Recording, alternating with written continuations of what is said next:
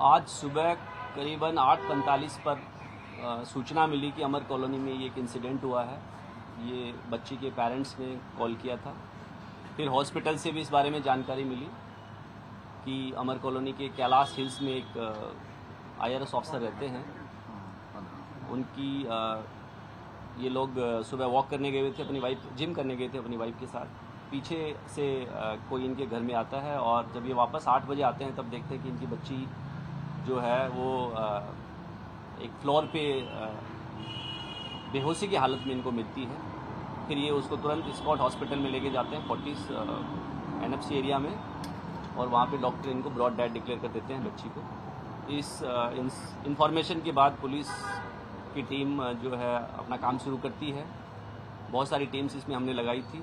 प्रारंभिक जानकारी के बाद जो डाउट है वो जो इनका एक नौकर था राहुल मीणा, जिसको करीबन 1.5 महीना पहले इन्होंने किसी वजह से निकाला था, उसके ऊपर जाता है, जिसके बाद में हमें CCTV फुटेजेस भी मिलते हैं।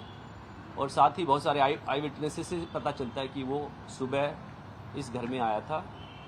करीबन 6:30 के आसपास वो कॉलोनी में आता है।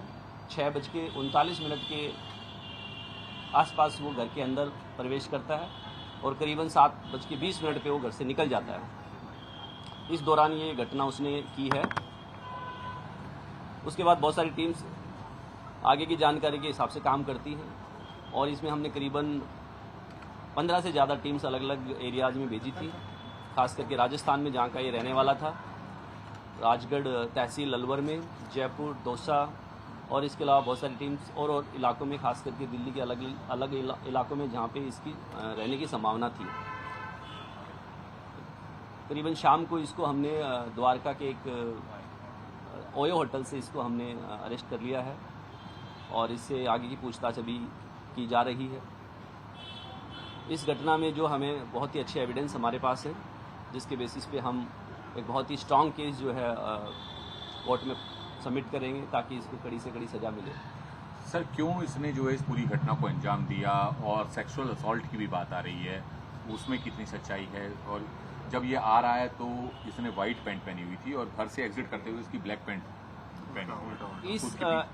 इस सर्वेंट को इन्होंने करीबन 1 साल पहले रखा था अपने ही ऑफिस में। एक जो इनका जूनियर है उसके रेफरेंस से इनको एक नौकर की ज़रूरत, एक सर्वेंट की ज़रूरत थी, तो जैसे एक रेफरेंस से रखा जाता है इस तरीके से उन्होंने रखा था उसको 1.5 महीने पहले। इसलिए उसी रेफरेंस को बोला गया था कि आप इसको हटा दीजिए, क्योंकि इसकी बहुत सारी पैसा उधार मांगने की शिकायतें आई हैं। ये जानकारी में पता लगा कि ये ऑनलाइन गेम्स खेलता था और बहुत सारे जो आसपास के सर्वेंट्स हैं या जो घरों में काम करने वाला स्टाफ है उन लोगों से ये उधार लेता था और फिर पैसे वापस नहीं करता था।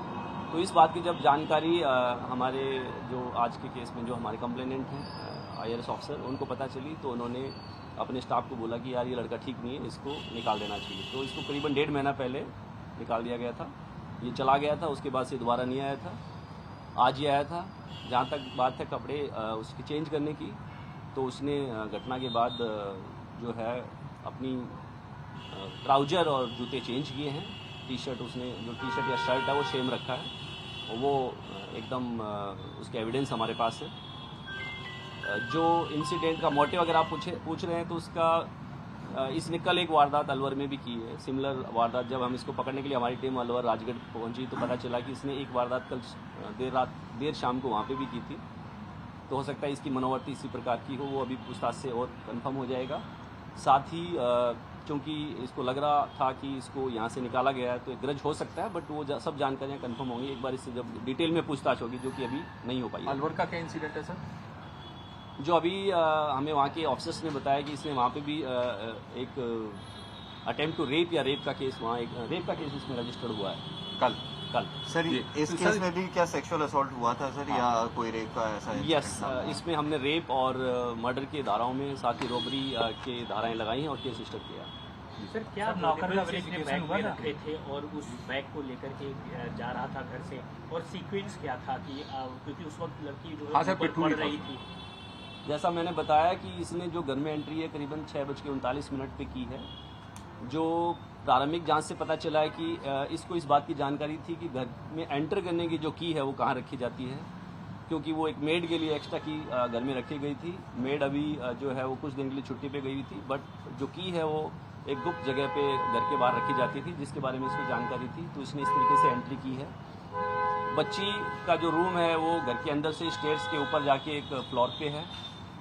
मोस्ट प्रोबेबली जो है ये ऊपर गया है और घटना का अंजाम दिया है, और उस घटना को अंजाम देने के बाद ये निकल गया है, और फिर जो मेन बिल्डिंग है उससे इसने राइट टर्न लेके बाहर चला गया।